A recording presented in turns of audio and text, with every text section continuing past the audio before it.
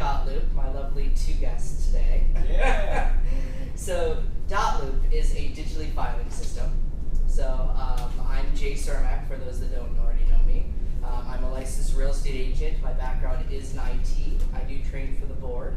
If you want to take Matrix, I have Matrix 101 tomorrow. I'm doing that at the board at the East location from 1:30 to 4:30 tomorrow. So DotLoop is a digitally filing system, a digital filing system.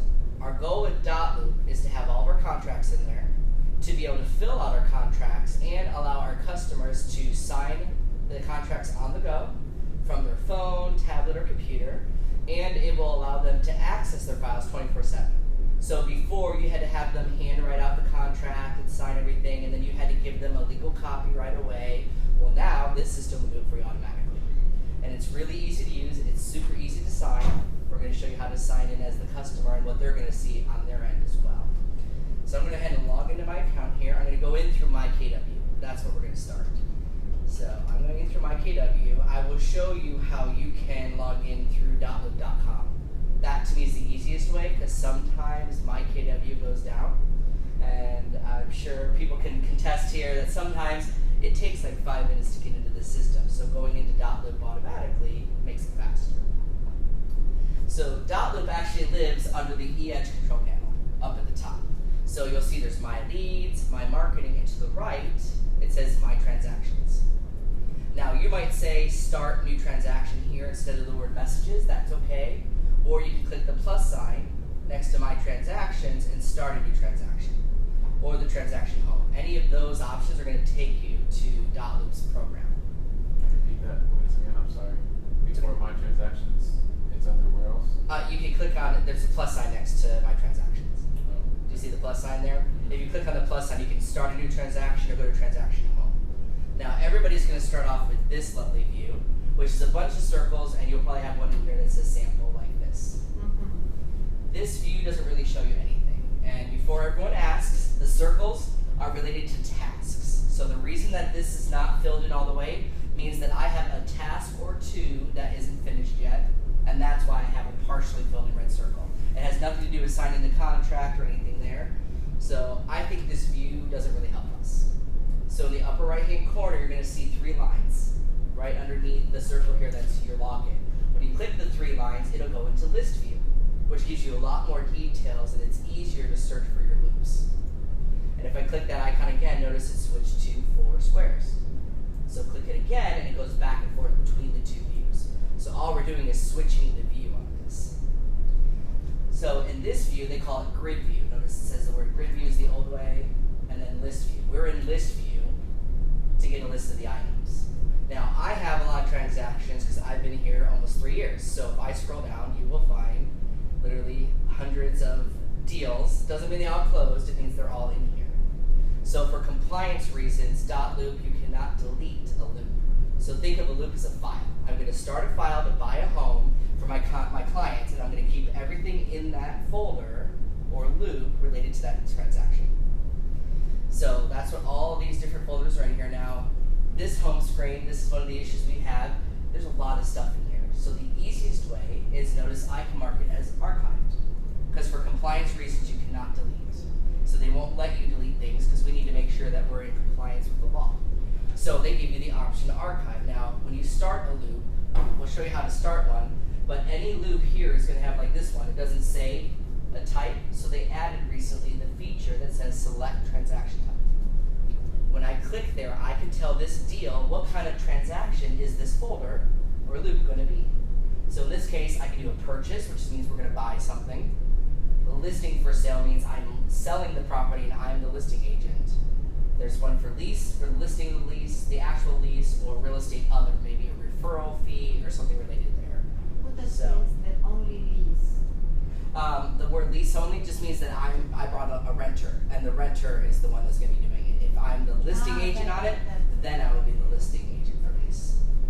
So for this example, this one was actually a purchase, and then I can now mark it as archived. So it's a new feature.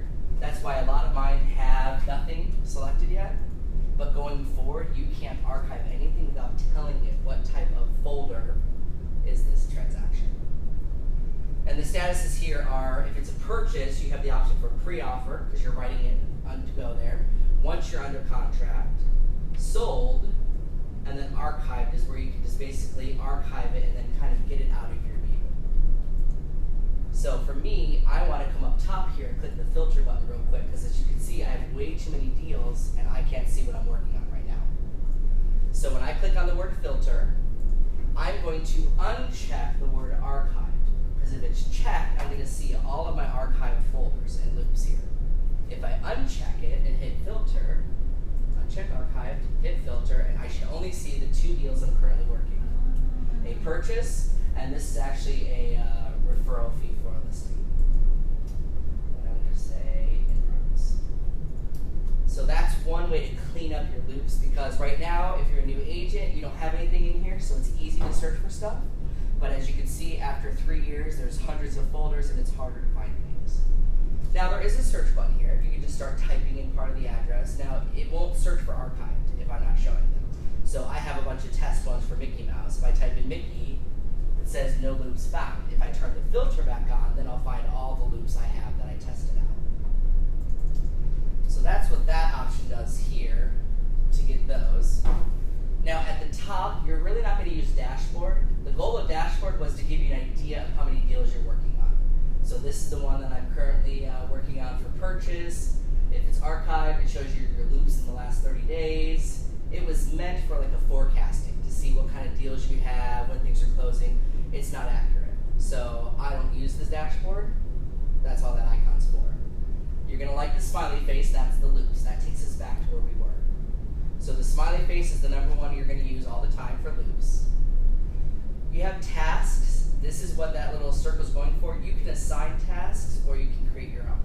So your task could be something like inspection period coming in, or I need my client to sign something and it'll be a task until they sign it. It won't be completed. Here's the trick though. It does not auto email you to say your task is up due. You have to log into DotLoop to see that. So I recommend you just use your phone or something that reminds you, here's when your period's ending, and then do it that way. The task is really meant more for that admin who sits in here all day and this is their job. So they'll use it a lot. I've seen teams where their admin went in and created a bunch of tasks to keep themselves on track, because that was their job to follow here. Single agents, we don't do that. You'll just go in here and you'll forget about it. It won't remind you, and so you need that pop-up on your phone to say, hey, today's the end of the inspection period. Did you ask for everything you want fixed? There's no way to link it to your calendar? Not right now, no.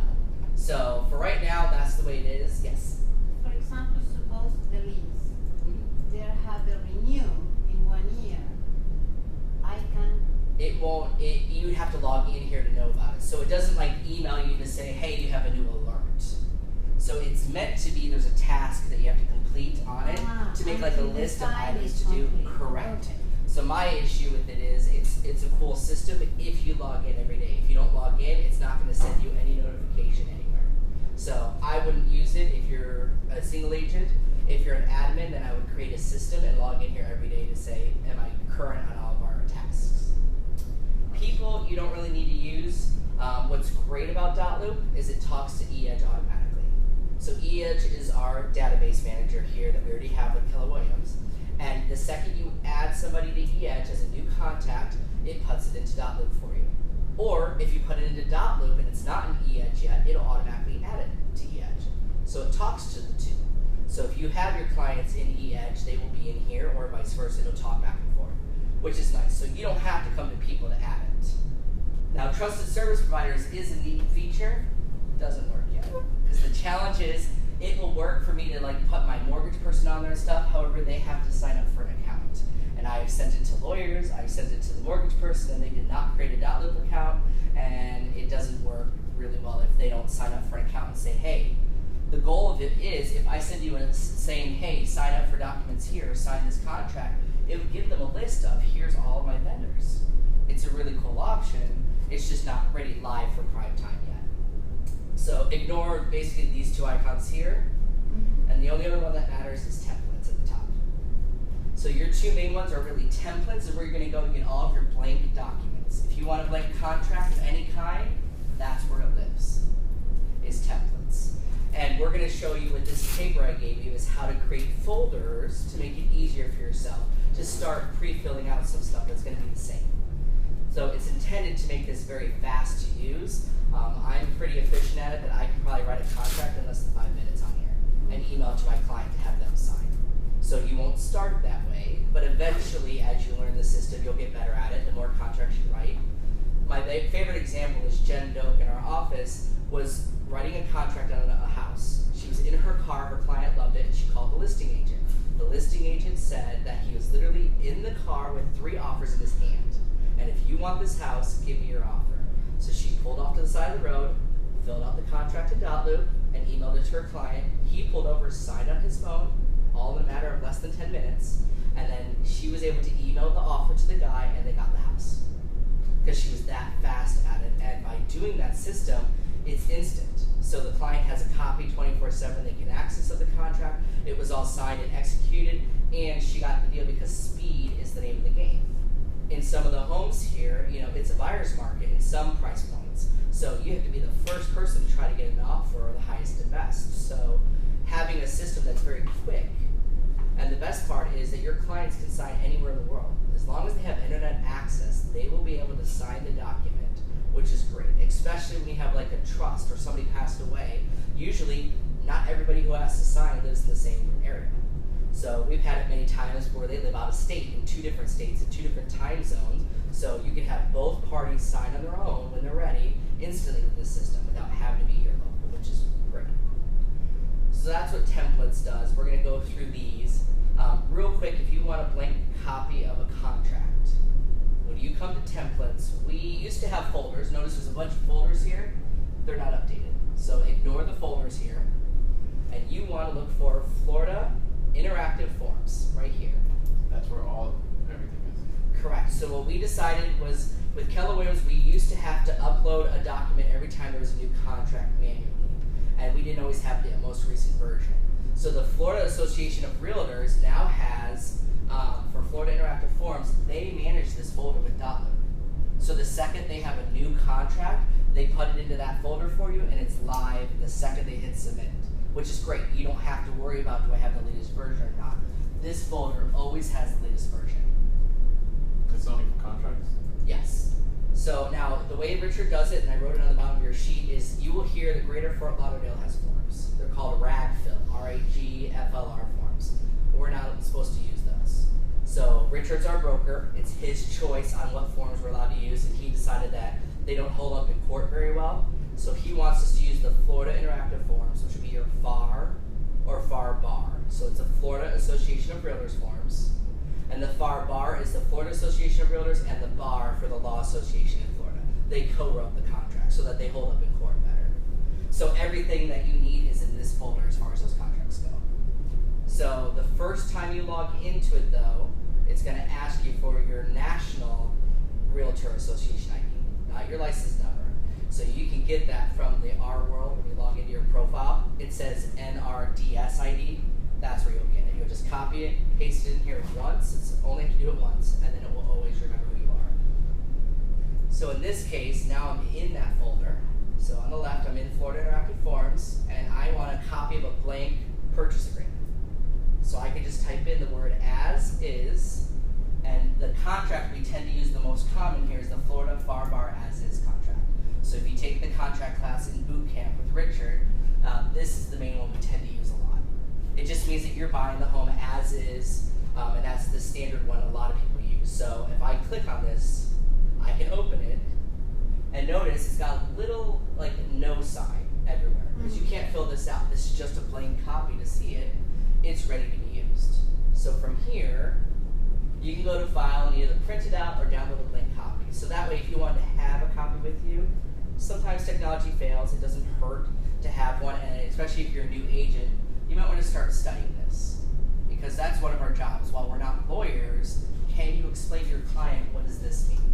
What does this paragraph mean? So the boot camp class here, they will actually teach you how to use that. So we have Paul Krasker from a lawyer actually comes and explains the purchase agreement, and then Richard will come and explain the listing agreement in the boot camp series. I recommend it even if you're a seasoned agent. It doesn't hurt to hear. Maybe there's something new. This form is most recent as of September of last year, because we had the new changes are some changes there. We'll come back in a little bit on how to make your own folders. This is all folders that you can't modify. However, you can make your own folder and take a copy of that and put it into that folder so that you can start putting in your name as the agent. The county is typically the same if you're working Broward. There's certain things you'll have standardized in the contract that will save you time to not have to remember, did I fill that in or not? So we'll come back to that. Your account. On the far right, you may not have a picture and that's okay, but the circle is where you can get to your account. So if you log in being the new agent, if it's blue and white when you see it here, it means you're not in the KW professional version of DotLoop. The blue and white coloring is DotLoop standard color for custom consumers. So in that case, you click that little icon and it will say your call support number and your ID. And you just tell them, hey, I'm with Keller Williams and it's not linked right. It just gives me the option to start tutorial. Start tutorial, okay, so it may not be completely set up. You have an appointment with Scott coming up soon. Yeah. He'll get it cleared up for you very easily. But they're very good. They're in Cincinnati. I've called them a few times. They're very quick to fix things. If you have any problems, if you can't find anything. So that's where you get there. And they also have My Account. The reason I'm going to show you My Account is typically you don't have to come in here. That's where I put my picture. But if you come down to Settings, you will find in the lower left-hand corner, Change Password. The reason I'm telling you this is, do you have an iPhone or Android? Okay, so it won't work for you. A website will, but there's an app for the iPhone. And the app is going to ask you to log in with your email address and password, and no one knows what it is. So your email address will be whatever's on file with Keller Williams. You'll find it at the top here, right here. Notice it's grayed out and I can't change it. Here's that NRDS number I was telling you about. That's where it's going to go to if you put it in there. At the bottom, you would just hit Change Password, and I'd recommend make it the same as your MyKW password. Because what that will allow you to do is literally go to dotloop.com and hit login, and you log right into your account without having to go through MyKW. And there are times that MyKW has been down. It's not often, but you want to make sure that you always have a quick way to access your contracts, because that's one of our most important things about our job. So just make sure you make the same password, and then I've only had to change my password once. Sorry, where I have my account here in settings? On this one, you're actually in the app, so you may not. You're already signed in. Yes. You're okay. Oh, here. Yeah, the settings, typically the settings I was talking about is actually on the website. Not in the app. Okay. That one you'll have to do on the website. And it's okay if you don't have the app on the Android. The website does work, and fine. You just go to Chrome or whatever browser you have and go to dotloop.com. You can e-sign from the phone and everything. The only difference is the app. The only thing I like about it is the app has the ability to search all of those folders at once. That's the only difference. It's actually cool, so it's cool if you have the app. Plus, if I open an attachment from my phone and say open attachment, I can tell it to open it into the DotLoop app, and it will put it into the loop for me instantly. But you can still do that on the Android, just with the website. So it's just like working through regular. Yeah. Right now, you can still check. I would still check the Google Play Store because they're supposed to be coming out with the DotLoop app, but the last few years I've been teaching this, they still have the it's coming. All right. So we're going to come back to loops itself. So as I said before, a loop is basically a folder. It's just your ability to keep everything in there. And I want you to think of the folder for each purchase. So I don't care if you have one client buying and selling a house. You should have one client and two loops, one for purchasing and one for buying. Because you want all those folders for each person. You can have multiple clients. Folders is a great way to use investors, because investors write multiple offers, you work with them a lot, and they have their standard, my name every time, how much money I'm going to put down. They have like a set user standard. So you can make a folder for an investor and pre-fill in that information for them. So all you have to do is write that offer in a few seconds if they want to write multiple offers. Because a lot of times they put multiple bids, 10, 20 on different houses, just try to get any. So that's still good too. So you have one buyer, but he puts in, he's not investing, just different offers. Correct. Even if you have somebody buying multiple properties, you can still create a folder in the template for it, but you still want a separate loop for every transaction. So I'm going to click on the Create Loop button. That's what this is here. So Create Loop. think of naming the loop. It should always be your address at the beginning. You don't need the city and state. You just need the street. So 123 Main Street, dash, and then put like the client's last name, first name, whatever you want. The reason you're doing that is for Robin. She is our MCA here, and she is going to search for it by the address. So if you can imagine, if you think I have a lot of loops in here, imagine having an office of 240 agents and trying to find a contract. So she searches by loop, and she starts with the address first, dash, and then you can put whatever you want. The full name at the end. It's for you to find it, but that's the way she wants it named. Always put the dash? Yes. Always at least give you a dash and something after, so she knows I'm going to search for 123 Main Street. Even if there's a unit number, you can say 123 Main Street space unit 2, whatever it is, and then dash Disney, Walt Disney, Mickey Mouse, however you want it. She doesn't care what's after that, because sometimes there may be the same address, sometimes it could be the same person. It just helps her find it very quickly. So get in that habit. Now, if you're working with a new buyer, you don't have an address yet. That's okay. Just put their name down for now. You can always edit the name later. So I'm going to go ahead and create a test loop for this. And this is how the loop is always going to open for you. It tells you the name at the top. See how it says select transaction type? That's what's new. So I can't archive it, say it's under contract, until I choose what type of transaction is this. So for our example today, we're going to focus on purchasing, like buying 123 Main Street Unit 2. So I'm going to say purchase. And then it will say select loop status. So we're doing a pre-offer because I want to write the offer to submit it to the agent. Now if I needed to change the name, let's say, oops, it's not 123 Main Street, it's 123 Main Street Unit 20 or something. You just simply click on the name, and then you're in the edit details, and I can click on it a second time, and now I can edit it. So I'll say, oops, I'm at Unit 20. And then you hit back to loop. That's how easy it is to change the name. You just want to make sure it's named that way. Now inside this folder, I have these icons over here on the right. This one's for notifications, which just tells me any activity on it. So it'll tell me if someone signed something, when I hit send, there, and then this will be for messages. So I have emailed clients from the DotLoop system, and then they've actually typed in there, hey, I have a question about this contract, and that's where I found my message. And you will get emailed if they did that. But it does allow them to chat with you inside DotLoop to say, I have a question on this contract, in the email that they get. So this is where you can see any messages that they send you. You can type in there, and they can type to you. And this would be notifications of anything, any activity at all on this, which is great because I usually get I never got that contract, and I'll pull it up and it says activity, that they opened it and read the email. So I'll know, oh, okay, well, it says here you read it at 1 o'clock yesterday. Oh, yeah, I did open it. Okay, well, let's sign it. It's for compliance. That's what those two icons are. So documents is where it starts with. You have 3 options for documents. I can choose from the computer, so if it's a PDF, what's neat about DotLoop is if I choose from the computer, it'll let me fill in the PDF, kind of like Adobe Reader, like the full professional version. I can add text, I can add signatures, I can add all kinds of cool stuff. So that is a great feature, especially when you get that counter offer. That they said, hey, I love everything, but we need a higher price, or we want you to lower the price, so you're going to counter back. Well, you're going to download a PDF, and you're just going to change the contract with 1 box.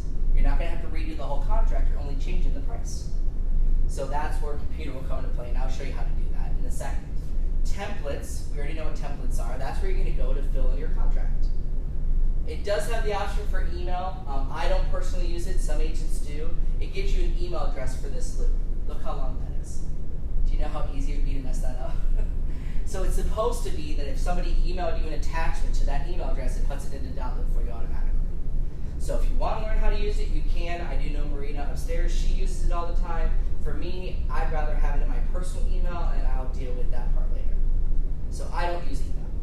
Yes? From computer, you can e-sign? Yes, once I put it in there, it's a PDF. I can take any PDF at all, put it in here, and I can add an e-signature to any document. I've done it for my own W-2s before. I've done it for my own non-real estate transactions because it gives you the ability to add a signature to any PDF. And we're going to do one together. I'm going to show you. So you're mostly going to use these 2. Now, if you come below, you'll see set up your trusted providers. That's what was under people that we're not using anymore. I got rid of those. And then people. First thing you always want to remember, because this is the one we forget, you're here already. So the two top ones say admin for Keller Williams. You leave those alone. That's Robin and Marva to be able to see your documents. So they'll always be there. You will always be here as well, but it doesn't know what do you do. So notice it says the word none here on the right. So I'm going to say, who am I in this deal? Am I the listing agent? Am I the buying agent? In this case, I am the buying agent. So I'm going to scroll down, and it is home inspector, buying agent right there. Thank you. So you have those options. So you can use the system to share documents with mortgage people, title people. You can add others to read only, just to view the documents. They don't need the DotLoop app itself, or no, it'll let them access it. There's a couple ways for them to access it. Honestly, though, I would keep DotLoop between you and your client, and that's it. okay. Because at the end of the day, what happens is we have other Keller Williams agents who aren't using the system. So I will have my clients sign everything here, and if I try to share my loop with that person, it kind of freaks them out and they don't know what to do. So what I learned is me and my client, we're going to use the system together. I'm going to have them sign, and then once we're done, we're going to download a PDF and email it to the agent, let them figure out how they want to sign. Unless they tell me I use DotLoop and I'm comfortable with it, I'm not going to use it with them. I'm only using this system between me and my client, and everyone else, I'll email them a copy of the PDF. That's the easiest way. Here would be any tasks that you have at the bottom. So I'm the buying agent there. I can add people from here, but they made it easier. I used to add people from here first, and I used to come in here at the top and go into edit details and fill out all this long form. Then I found an easier way. They've redone this system to now have an autofill built into any contract you add, and it will let you fill that stuff in a form very easily. So we're going to come into templates, and we're going to purchase a house. So I'm going to say, come down here to my Florida Interactive Forms. All right, the Florida Interactive Forms. And I'm going to look for the as-is contract, check the box, and add documents. I can add another one if I want to by clicking on Add Document to the right, and it's the same thing over and over again. You can do multiple folders. Some people do. I just keep it all in one folder. That's the easiest way. Add document to add another one from templates. So in this case, we're going to create one. So here's my buyers folder, and I put those contracts in to save me time. So let's say I need the lead-based paint disclosure. That's probably all I need right now. So I'm going to put that in there so I have two documents we're going to fill out. Now they're not in order because it has my addendum at the top and my contract down below. So to rearrange those, notice it turns into a cross. My mouse does.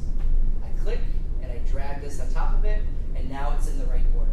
I recommend you do that. It should always be your contract first and any addendums down below. So that way they see it. Or if it was I'm writing an offer into somebody, I'm going to do my letter maybe at the front, whatever it is, because you want to eventually have one document for them to see, not 16 different documents. So I can click here on the actual document, and it's going to open it up. Now remember, in the other screen, it wasn't filled in. It wouldn't let me type anything. Now I can. This autofill form is amazing. They just added it probably about 6 months ago. Notice, buyer role, seller role, I can select a person or add person right from here now. So I used to have to do it under people and add all my people right there. Now I just do it from the form. It saves me a lot of time. So I'm going to add a person, and it says full name here, and I'm going to start typing in Mickey because I already have it in the system, and it will pull up everybody I have in the system with that name because it's talking to eEdge. So I'm going to pick, let's say this one, Mickey Mouse. Now, it's okay if it's Mickey Mouse, but maybe they have a middle initial. Make sure you have the legal name on the contract. So I go by J, but my legal name is James. So I better be signing my legal contracts for buying as James. For real estate, I can get away with signing it as J. But if I was the buyer on it, my legal name on the mortgage would have to be James. So you can modify it there, and then choose your role. In this case, it's buyer. So you can see how easy it would be. You do want an email address. If it's your clients without an email address, they can't sign. And each person has to have their own email address. So if it's Mickey and Minnie buying this condo, I need a Mickey's email address, and I need a separate email address for Minnie. They can't both sign with the same email address. Do they need to have different autofills set? No. The only autofill would be different. You'll set one for each. Oh. So when I go add person, it's got a spot for buyer 1 and buyer 2. Got it. Okay. If it's more than one, if it's more than 2 buyers, because sometimes that happens, you will have buyer 1 and 2 sign first, and then what you'll do is download it as a PDF, and then you can add another 2 buyers. So if it was like a trust, and there's 4 people who need to sign, do the first 2, then download it, add it, and you can add another signature. But in a trust, in general, 1 is the sign. 1 is usually enough, but sometimes there are times that more than 1 person needs to sign. It doesn't happen often, but if you ever needed more than 2 to sign, I'm just telling you how you would do that. Now, I can put the seller name here, but I don't have to. Now, a seller name, I don't need to have the email address. So I'm going to add a person, and for this test, I'm just going to put in here, test seller as their name, and they're already marked as seller. Just so it fills in the contract with their name. Now, I'm already marked as buying agent, and I can put the listing agent here if I want to. I'll add it, just put it here, Mr. So I'm just putting in who is going to be on this contract. I'm already here as the buying agent because I said it. I have a buyer 1 as Mickey. I have my seller as test seller with no email because they're not signing anything. I'm just legally filling in their name. Property address. You can put in the address here. I can start typing in 123 Main Street. There is one. I can pull one of these pre-ones or just go in through the fields. I recommend your easiest way is just come down here and type it in. So I'll do 123 Main Street, Unit 20, or Lauderdale. If you plug in the MLS number, would that auto-populate the information? Yes and no. From what I understand, I think it's only going to pull it if it's one of our listings. If it's only one of Keller Williams, yeah. So it may not pull it in. I haven't really tested that out. What I recommend, honestly, is having your BCPA page side by side with them. So if you haven't done that before, BCPA is our BCPA.net is the Broward County tax record site. You can also do it in IMAP. I just know IMAP gets it from here. So I can do a property search and pull up any address. I'm just going to type one in. I think there is an actual 123 Main Street here. Search. There is not. Alright, I'll just use one that I know. 5232 Northeast 4th Avenue. So this is the actual address. So this would be my seller. Property owner would be Andrew Silo. And here's his, this is the legal description. I'm going to need that eventually for your contract. You have to fill that in. So when you take the contract class, they show you more, but I would have these side by side so I can fill it in properly. So in this case, I can put in the address. I know it's 33308. County I want in here, Broward. What website was that again? Sure, it's BCPA. B as in boy, C. It's Broward County Property Appraiser. BCPA.net. That's for Broward County, and it's where you can find all the information on every home that is registered in the market here.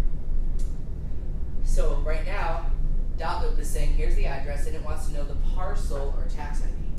So I'm going to come over here to my tax record, and I'm going to copy this ID, because if you try to type it in, sometimes you type it in wrong. I'm going to copy that and paste it here.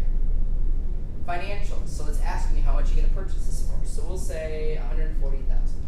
You don't need the dollar sign. The contract already has that. How much earnest money are they going to put down? So we'll say, you know, we're going to put down $5,000. Does that include like the closing? That's just like a This one's just saying the escrow is just how much money you're putting down now to go towards closing. So it'll go towards your closing, and then what closing date. So I usually want to give myself at least 30 to 45 days. So we'll come down to the 12th of August just to give you time. I'm still here as the buying agent, and then notice legal descriptions all the way at the bottom. So I'm going to come over here and I'm going to copy that from the tax record and paste it in here. So just to recap, this one contract form said, hey, who's everybody in this contract? Buyer, seller, buying agent, and listing agent. You can put escrow title, which is Keller Williams, if I want there. Address, I put in the address here, and the tax ID. How much are we buying this for? How much escrow are we putting down? When are we closing? I'm the agent that's already listed here, and then what's the legal description at the bottom? And when I click autofill, it's going to fill in the contract with all that information. Everything in yellow, it filled in for me, so I didn't have to manually do those. So I think it saves you a lot of time than having to go field to field by using the autofill. And it is really cool, a new feature here. So it did it already for me. So in this contract, it's got the seller is test seller, Mickey Mouse here is the buyer, street address is here, here's the tax ID, legal description's here because I copied it in. We're buying this for $140,000 with a $5,000 initial escrow deposit. And then I can start filling in things accordingly. Now, I'm not going to go through word for word how to fill out the contract. That's what Richard and Paul Krasker do, but you can see how easy it would be to do that. Now, we're in here real quick. I'm going to show you when you come up to the top, though, there's nothing else we can do. So let's say you came in and didn't do the autofill, and you wanted to do it later. That happens all the time. It'll say the word autofill at the top, and it'll bring up that form again at any time if you want to. So what happens is some people clicked out of this and said, oops, I clicked out of there, I'll do it right now. Oops, I clicked out of there and my contract doesn't have everything I need in there. Just click the autofill button and bring it back and fill it into autofill. If you had to add anything, if you want to change any information and add more fields into it. That's really all we can do on this form. Notice under add, it gives you the ability to add a strike through, but you can't really do that because you can't strike something out without signing it. And notice there's no signatures, it won't let me click on it. So the only thing you're going to do in this system is really save. It's really the only thing you're going to do in here. Is I would hit save and autofill. Now it says share. If you hit share right now, they're going to get one email with one contract in it. Don't hit share until you're ready to send all the contracts together. Because there's nothing more annoying than getting 7 emails that say sign here, sign here, sign here. So your best bet is to hit save and then hit the back button here to go out of this contract. So it's filled in. Notice it's not dark black anymore. It's now gray because I already filled in part of it. So then I can go to my second contract. What's great is it remembers that autofill form. So now when I come into my addendum, it already knows everything I put in before. So I hit autofill again, and it's got all the information in here that I filled in from before. And I have a spot I need to sign as the agent. So notice down here it says selling licensee for the buyer. So this is me. I have to sign this. So I can just do it right from here. I click sign now, and signing is super easy on our computers or even on our phone. I can either type it in right now or hit draw signature. So if I was on a phone or a tablet, if I hit draw signature, I can literally draw out really poorly my signature or do it with your finger or a stylus. And then to switch back, you go type signature. This is the same box your clients see. It's just going to be blue and white. They will have the ability to type in their name and adapt their own signature, and they're agreeing to our terms. That's what it says by clicking adopt. I read and I agree to use an electronic signature. And then I just hit adopt and sign, and it will sign it for me. What's great is I don't have to ever add a date field next to a signature or an initial, because it'll automatically stamp it. See the green over there on the right? It'll stamp it with an actual date and time for me. So when you see a blank contract and it says what is, sign here and add a date to it, just put the signature and that's all you need. You don't have to add a date to that field. And again, I do the same thing. I would hit save. I'm not going to do save and share. And then I'm going to come out of it. If we weren't doing automatic, would we have to add the time that we did it also, or is that just that just automatically? You'll never have to add the time. But if we were signing, like if we had printed it out. No, you just sign and put a date next to it. The timestamp isn't required. This system does it automatically. If you were handwriting the contract, sign, date next to it, that's acceptable. So now I have these two done. This is what's really neat. If I check the box at the top, if I'm now ready to have my client sign these two contracts, I would check both boxes, and now when I hit the share button, it's one document with all of my addendums together. So they're not getting 600 emails, they'll just get one that says, please sign now, and here's all the places you need to sign. You also can download one copy of this PDF, even though it's separate. So even if I had 3 other addendums here, by checking them all and hitting the download button, it downloads one PDF in the order I have it in, and when I open it, it is that whole contract in a PDF format from the top to the bottom. So this is 13 pages, here's the first part of the contract. And then it's going to be my addendum right here. Then there's my addendum. So it's one document, which is what I would do to send it to the other agent. Let them figure out how their clients are going to sign. If they use DotLoop, they'll tell you, oh, you're with KW, I use DotLoop, share the loop with me, and I can fill it out. Great. 99% of the time, they're just going to say, email me a PDF of your offer. So that's what you would do. They can't adjust anything, though, once you share it, correct? No, there's there's a way you can, if you're sharing it with another co-op agent or like someone in this office, you can share and allow them private ability to edit, to counterback. That's what I would do. Like, they can't change what you did, but what they'd be able to do is they'd be able to cross out a price and say, we're countering back at a certain number. And we're going to show how to do that. So here's your options. I can archive this totally, make a copy of it, print or download, which I hit. Notice there are the 3 dots on the right. If you click the 3 dot in any of these, you can rename a file here. You can make a copy. You can see the history of that file. Archive it if you didn't want it anymore. Since we aren't going to be using these anymore, I'm actually going to hit archive. And notice it says, okay, they're gone. Show archive is what shows up now. So I can archive this out there because I'm going to have them counter back. So I don't need these documents anymore because they're not going to be valid. Once my client signed them and I sent it to the other agent, I need the other person's signature. So I would archive all the versions and only have the most recent one. So I'll go ahead and hide those again. Alright. So I'm going to go ahead and pull it from the computer real quick. I'm not going to show you how to sign just yet. So I'm going to go to the desktop because that's where I saved it. And let's see, it'll be... And here will it go to a specific place for the archives if you needed to pull it up for some reason? It's inside each loop. It'll stay here. You'll see an archive button. Show archive right here. Okay. So show archive wasn't there. If you hit archive, it'll then say archive it. Now when I hit it, it'll be able to show it and hide it inside that loop. Okay. So you don't have to go anywhere special. It lives in that loop forever. You can't delete it, but you can archive it and hide it so you don't have to see it anymore. Alright, so I hit that one. So this is what I brought in. It's one test. And I'm pretty sure this should be one. So this is a PDF. So when I click on this PDF, I'm going to get some abilities at the top. So at the top now, notice I have more options. I have an add button. I can add a signature, add initials, add text, add a date, add a name, add a checkbox, radio box, and add strike through. So let's say we're countering back on this offer. I don't need to do anything but initial next to one change. So I would upload the PDF, and I'm going to cross out the $130,000, and I'm going to counter back higher at $135,000. So I'll come to add and do add strike through. And notice I've got this little line following me around. I'm going to cross out the 130.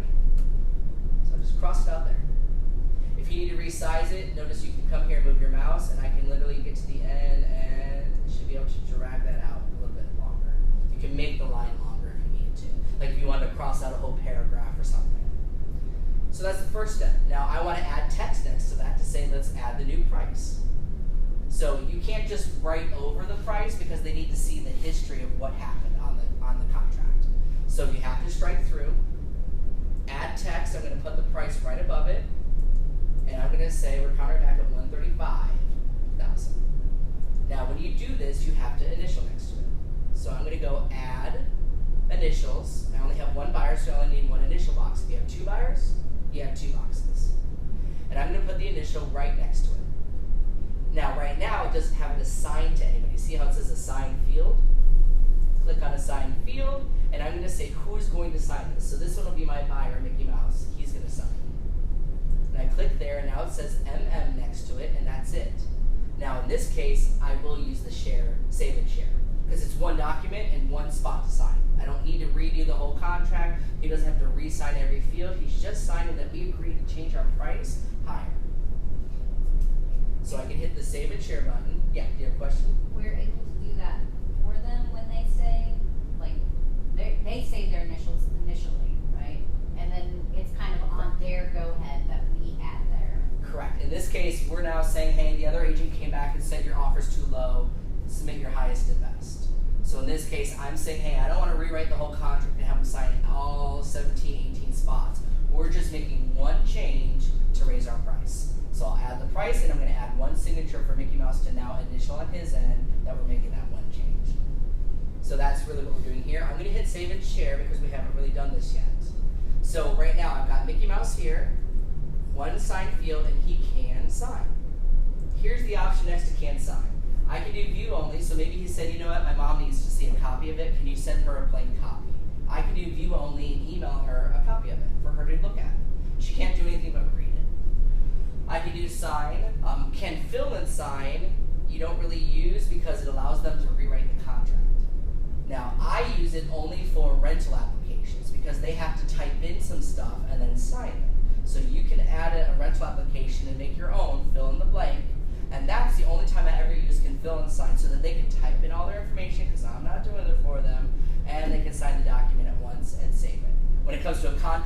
they will never be able to fill and sign. And if it was a co-op agent, like we were talking about earlier, if I hit can edit in private, it means I can maybe share it with Nicole, and Nicole would get a copy, and she'd be able to look at it and do that what I'm doing. Add a strike-through, add some initials, and her client would be able to sign the contract and counter back. But that's if they use DotLoop, and like I said, most of the time, agents on the other end, they have their own process, and I've had agents come crying to me saying, I sent them from DotLoop, and they don't know what to do. Well, you just wasted a lot of time. Email them the PDF, download it, email it to them, and they'll figure it out on their own. So usually it'll just be can sign. You can add your own message down below. So I could say test, test, test. It's going to Mickey Mouse. Now it does say here attach PDF to email. Don't do that. I used to do that, but the trick is this system can track when they read the email and when they clicked on the link and opened it. If you do download PDF, it won't tell you if they downloaded the PDF or if they got the email. So for tracking purposes, I wouldn't do that, but if you had somebody who says, hey, I'm not getting it, can you send me a PDF of it? Just download it, email it to them, but that's what that option's for. And then you can hit the share button and that will allow them to sign. And this is all accessible if they have their cell phone. Correct. It will work on their cell phone, work on their tablet, any device they have, they will get that same option we had. It is actually HTML5 friendly. So there's no flash needed, no plugins. You can do this on any device. I've done it on all the devices. Phones, tablets, Androids, iPads, computers, and it, works perfectly. So you just hit the share button. I'm going to come out of here real quick. So any questions on that part of it? So it's just basically, remember the loop itself, and just for you guys that came a little bit late, the circle doesn't get full until all your tasks are completed. It's task related. So if you have a circle that's white or it's half red, it's because the system had a task and it wasn't completed yet. So it has nothing to do with did they sign, did they do this, it just means that there was a task associated. Like here's one, sign, I had to sign the lead-based payment disclosure for me, and it was a task it assigned myself. And I did it, so now it's solid. So it comes from tasks that you set up in the task log? Correct. You can add them if you want to. I was saying earlier with the task, the trick is it doesn't email you or notify you about it. So what I would do instead is I would set up a reminder on my phone to say, hey, today's the date your inspection period ends. Today's the date you have to do this. Because if you don't go into DotLoop, it's not going to tell you. When you log into DotLoop, it'll say, hey, you've got an alert. There's something you have to do. There's a task to complete. But it doesn't notify you by email to say, hey, do this. So it's not something I don't use it yet, but there are admins in the office who sit there and log in every day. That's their job, and they use that task. So it's more for them. So that's it as far as this loop goes. I can sign it. It'll show me the history. So now notice I have one notification. When I click on my notification, it'll show me that I signed the lead-based payment. And I can click on View Activity, and the View Activity, it shows me the entire history of everything that was done with this contract, which is great.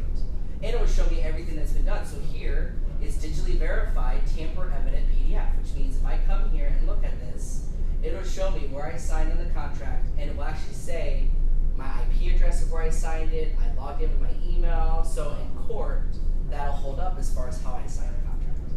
And it calculates with the buyer, seller, whatever you assigned it to, Whatever I right assigned. next to the initials, so that it's very Correct. clear. So I can know who did it, when they did it, so that holds up in court when someone says I signed it at this time, or I didn't sign that, or you signed it. It does have the ability for you to sign on your computer and phone. Don't do that, because that's the first thing they're going to do when they go to court and say, hey, you signed for me, I didn't say you could, even if they did it themselves. Make them sign it. They can sign it on their phone. I had a guy who was not tech savvy. He's like, I can't even use this thing. I said, I'm going to walk you through it. I emailed it to them. I said, okay, let's go on your phone, and I did it step by step. He was so happy, and now it's got his phone's address on my stamp. So if you ever went to court, it's legally protected because he did it. So everyone's able to do it if you have to walk them through it. But Make sure it that you have shows it. that it's your phone versus their phone or whatever. Yeah, it shows the IP address associated to that. So a hacker or a computer person will be able to trace it back to say, hey, you did it at this time, I can confirm that that IP address was you. That's what it's doing. Most of the time, their email signature is their email agreement, so it knows that you have a password to get into your email, and that's how you sign this document. So that's how it will do it. All right, we've got a few minutes left, so I'm going to go into the templates now. So what we're doing with this sheet is, for you ladies who don't have one yet, it has the outline, and you guys might have this from last folders is to make it easier for you.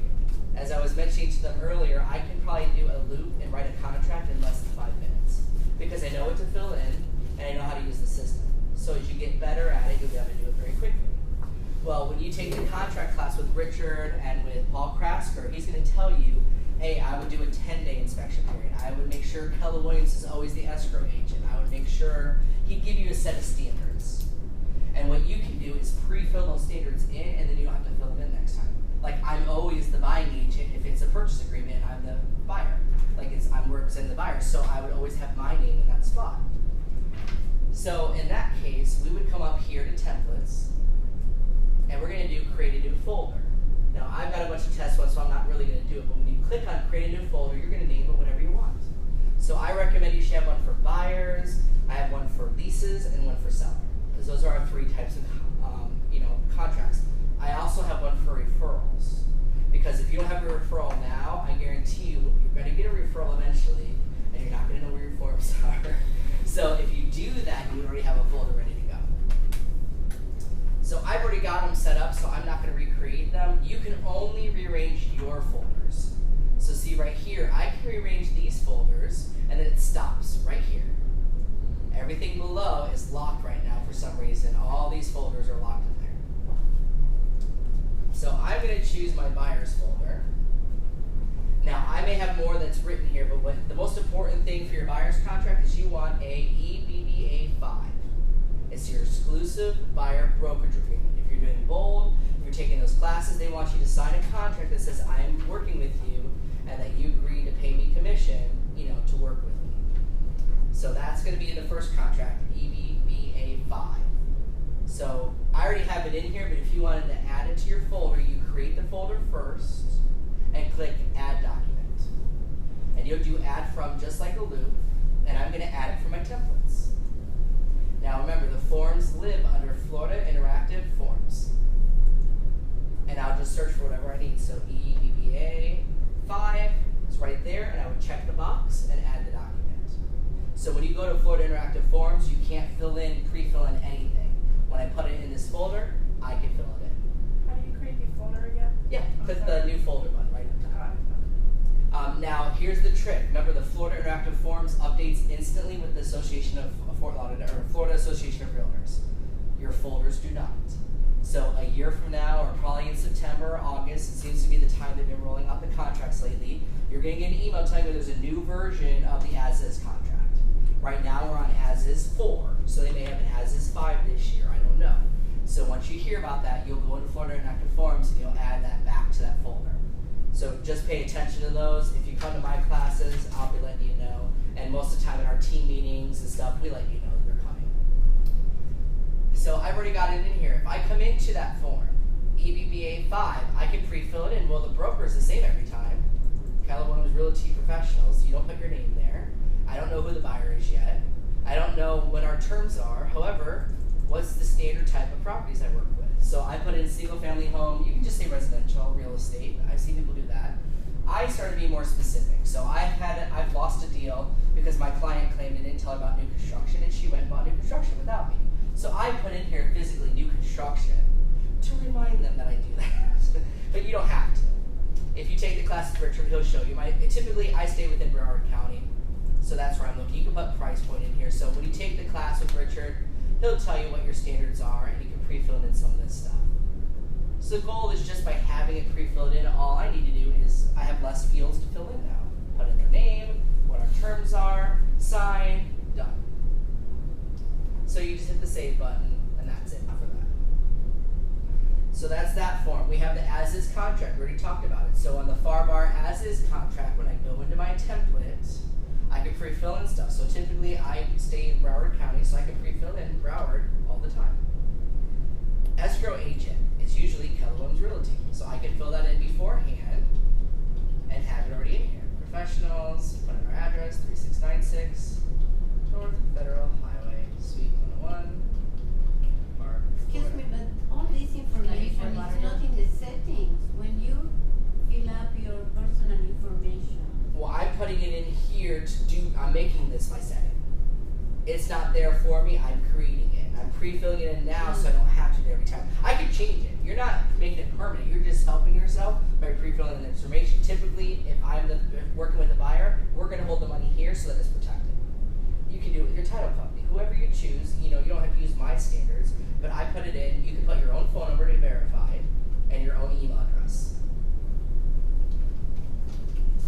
So every time I do a purchase agreement, it's going to be the same, and I'm going to have this pre-filled in for me. Now there's some stuff I can't pre-fill, and I don't know their financing yet.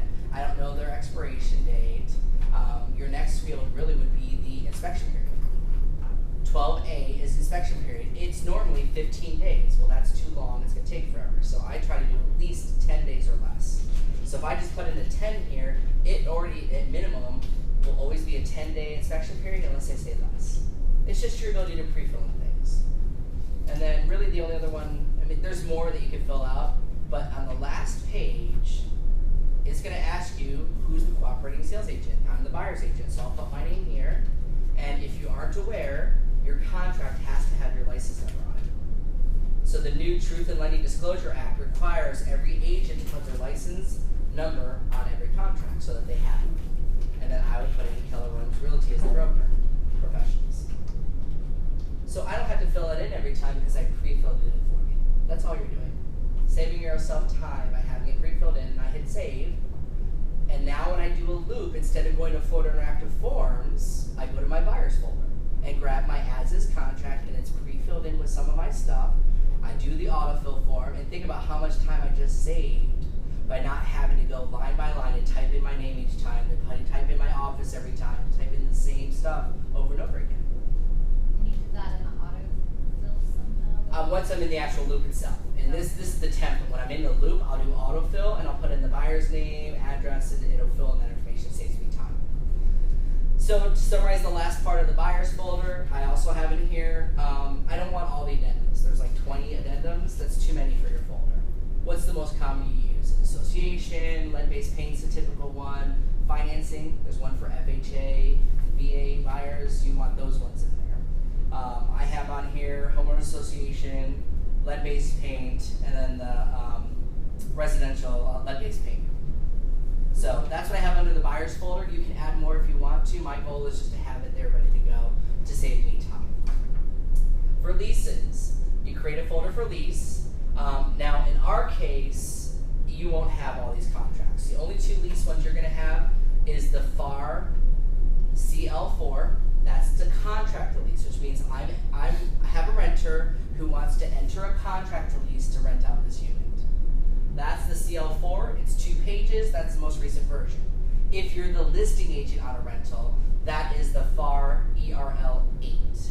That is more pages, and that means I'm going to put your rental on the market as a listing to lease it out. So those are the 2 main ones there. I have other forms on here, and I added my email address on the sheet. If you want a copy of these other forms, just ask me for them. I created this sheet to make it easy because there's no training on rentals. So I made a generic rental guide on what to expect in renting in South Florida, which is typically 3 months rent. You're going to have to do, I need your credit history right now. I may need to do an application fee for a background credit check. I don't always have to, but I put it in there to warn them ahead of time. So I kind of wrote it out step by step what's involved, like when you move in, how much money's owed now, those kind of things, and then I did a summary at the bottom. So you're looking at like a $50 application fee if you're just working with like a normal house seller. If it's an association, HOA might be between $50 to $100 a person. It could be more. First month's rent's due. Last month's rent and security are typically due. Any pet or condo deposit, and then I always write free because you don't pay us anything to work on a rental. So I created this sheet. If you want the guideline to use yourself or to see what it is, I can email it to you. I put in a KW rental application. I send this to my clients with the fill and sign. It was time consuming to do it, but once I did it, it lives in here forever. So I let them type in what kind of animals you have, what's your name, and they can sign this document. It's a generic rental application. That's also in our forms, and you created it. You won't have it. You have to ask me for it. I got it from KW at one point, and it's not in the FAR forms. The only 2 that are going to be in there are the CL4 and the ERL8.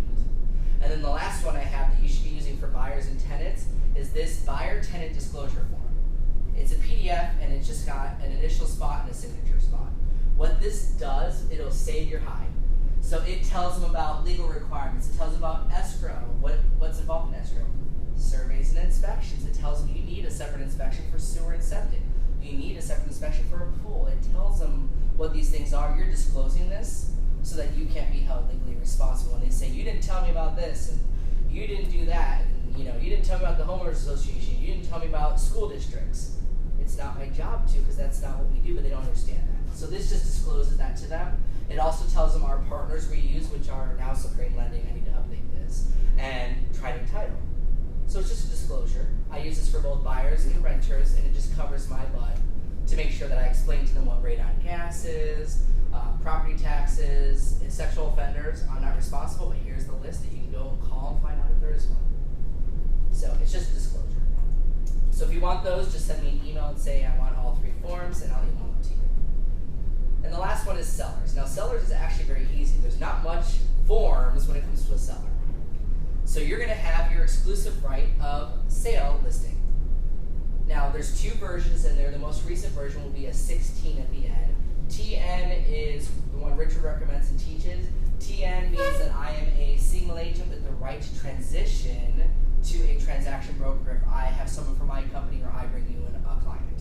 TB is a different one. I don't know the difference on that one, so check with Richard which one you want to use. TN is the one that he teaches in his class and that he recommends. This one, the FAR MLA 5, is when you have a listing and you need to modify the price. You need to modify the extension period.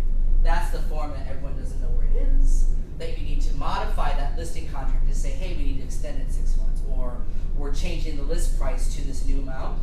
It's a simple form that you fill out that says, here's the new price, here's the new terms. But this one is in the temples, or? It's different. These will all live in the FAR, Florida Association folder. I'm just making a folder for sellers, so I have them ready to go. Okay. And then the last 2 are the disclosures. So there is a separate disclosure for condos, which I learned the hard way. So this is something you can't write. So I have it in here for them to print it out, and your clients have to handwrite this out. You can't fill it in for them. They have to type in their information and say anything they disclose about the condo, what the fees are, all that stuff. They have to handwrite it. You're just having it here to print it out and give them a copy. If it's a house, then they have the single family home seller disclosure. And then you have to click here. This one does say in red. You can't fill it out. You can't fill it out for them. Don't even put the address on it. They have to handwrite it all to disclose anything. If they don't want to, that's fine. Just make them cross it all off, saying I'm not going to disclose anything, and sign at the bottom. The goal is you should be disclosing everything, even though the as-is contract hasn't written in there. You want a seller disclosure on everything, so they can say I'm aware of plumbing issues, I'm not. It is required to have it, even though it's built into the contract. So make sure your clients get it. And that's all there is for the sellers folder. So it's not much. These are what I did in my folders. If you want to add more, if there's new stuff, if you have your own PDF, like if you want to put your listing packet in here, you can, because you can email it to them. You can add whatever you want to the system. Don't just think about files. So I said the loop is for the contract. Well, think about putting in the loop the inspection. They email you a copy of their inspection report, put it in the loop. Because the loop will let your client see it 24/7. So a year from now when they say, hey, can you give me a copy of that HUD or that closing statement, or I need a copy of the inspection, I can't find it. You can say, well, yeah, I can get it, or you can go into DotLoop again and access it, and it's all there for you. And it will live there forever for them. Any questions on DotLoop? Can you go back to buyers, Yeah. your screen, because I wanted to, because you added like 3 or 4 forms in there. Yeah, so I have the exclusive buyer brokerage agreement, to me is the most important to do. I have my FAR as is contract to buy, FAR bar as is, lead-based paint. I did do the homeowners association disclosure in case there is one, and a condo association disclosure. Okay. I have in here the escrow deposit request, the form that's in the other room, because I've had to use it before, so I did add it to make it easier for me. Here is that buy tenant disclosure form that I told you about in the tenant folder. I don't really use these 2, but I added them there, so these don't need to be there. There was a buyer closing checklist I don't use, and then Trident had their order form for their wiring instructions. So I can look those out of there, I don't really use them. I might use Trident, I won't check those, but I don't use that one. Now Now this is the only folder you can click on one of these documents and the 3 dots and delete something. Because it's a copy of the main contract. Otherwise, the only thing you can do in the system is archive. What's the name of the homeowners in the condo form? It says CR something. Oh, CR-4, this top one is CR-4B, as in boy. Yeah, I have them on the form next to the actual title too. Okay. I wrote out the code, because that's the easiest way Are to search for they them. It's here? okay, it's there. Yeah. Oh, I'm sorry. It's alright. Okay. They're there, and I wrote them out so that you can see because the easiest way for me is don't type in the name, you won't find it. Start typing in CR-4, and you'll find all the addendums right away. It's the easiest way to find it. I went before. Yeah. Oh, you went earlier. Yeah. Last class we had. Isn't this first class? Same one, right? Yeah. Yeah, it didn't change. I confirmed it today. I went through all the forms, and I made sure that these are all still the most recent. Nothing new has come out. Just here again. Suppose that I sent to you No. an email that I'm going to do Yeah. about the rental guidelines. Yeah. I was gonna go to You this one send me first. like PDF Yeah, it's a PDF. and You'll have to make your own. So I don't think I have any of my own personal stuff in here. No, this is generic. You can use this. I didn't put my own name on it. So this form, you guys, if you download it, you can just literally I print it out. log in my the files. Yeah. Okay. Yeah. From the I made this generic from a Keller Williams standpoint so that, the way that we're doing it now is first month's rent. So it's not like a typical purchase. If you do a rental, we don't hold all 3 months of money in our account. We can't for compliance reasons. The only thing we're allowed to hold is commission. So if it's a half month's rent, then that's what you're holding is that, or the full month's. If my half is a half month's rent, the rental I closed on today, I held a half month's rent in escrow to Robin, and then that way she has that. And I do a green sheet. That's the only money that they're giving me. Everything else gives directly to the landlord, and the other listing agent gets paid from them. So it's just a different way of doing it, but this explains it to them. If you want to read through it, it'll make more sense to you how a rental works. We just don't handle any of it. They handle everything. Right. All you're going to do is the contract to lease, saying we're willing to enter into a lease. They write the lease. They deal with that part of it. Unless you're the listing agent, you shouldn't even be doing the lease anyways. They should have a lawyer do it and stuff. So it is easy to do, but I realize that the board doesn't teach you how to do rentals. We don't teach you here how to do rentals. And I acquired this knowledge over time of how to do it to make it easier for myself. Because I wasted a lot of time showing 100 rentals to clients, and then they didn't have the right credit score because they didn't know their credit score up front. Then they didn't have enough money to move in. Like they'll call and say, "Oh, I just was going to pay 1 month's rent. That's all I need to move in." No, you need 3. First month's rent, last month's rent, and then a security deposit, which is usually 1 month's rent. Typically, that's around the range they're going to give you. And if they don't have that kind of money, don't waste your time working with a renter. They can't qualify. Now, if they go to an apartment complex, maybe, but there's not that many apartment complexes in South Florida. There's a couple. What we deal with are condo owners and house owners, and they're renting out their unit, and that's how you're going to have to do it there. Do you suggest getting a background check and a credit check before you start? I stopped doing that. I do get a credit score, but it's easy now because everybody gets a credit score with most of the time with their credit cards. So I said, if you can send me a most recent copy of your credit score, I won't have to charge you a $50 fee. If they don't have that and say you need to do it, or if for some reason the landlord says, I want you to run a background check, there are services that you can ask for that do it for like $20. So then I would have them pay me $50 and I would run that stuff for them and do it. But typically, I just get the credit score, have them fill out the application to show me they're serious, and then I get like maybe a copy of their pay stubs or something, and I send it over to the listing agent to decide if their client wants to accept it or not. Typically, you're going to come across a condo association, and whatever I give you doesn't matter. The condo association has their own application, runs their own credit check, makes them pay a fee, so I don't have to do that much work for it. So if you're working with a tenant and you send a lease contract, in the first months, like you said, you keep half of it, what you have them make a check out to the other listing? Yeah, and they don't have to till the day they move in. Oh, okay. So all I'm doing is holding on to my commission to protect it so that I don't protect it. And it's safe because if they didn't get the rental, then we'll give it back to them. We'll write them money. The trick is try to do cashier's check and money orders. Most of these places, I wrote it in my form, do not like personal checks. Today we were moving in, the guy's like, I don't like a personal check. For Robin to be able to cash a personal check, it's 10 business days. So if you want to move in a week, well, you're not getting paid for 2 to 3 weeks because they don't have the money cleared yet. And when you go to the landlord today, told us you need money orders and everything. I need cashier's check or money order the first first time you move in. After that, month to month, they don't care if it's personal check. So those are the kind of things that I wrote on there. So if you want those forms, just email me. Do they run that stuff, like if we needed to do a credit report or something, do they run it here? We have not here. We have a service. I don't have the link right offhand, but I think it's in our quick links. Got it. There are some services that are like It's it's in your inexpensive. intake papers too, giving your password and everything. Yeah, they give us an account for that. Credit Karma does it for free also. Yeah, that's what I tell people. Go to creditkarma.com if you need one. I need a credit score. All right, I'm gonna stop my video. Thanks for watching. Thank Hit it you. close. Now they can have for free. Hold on.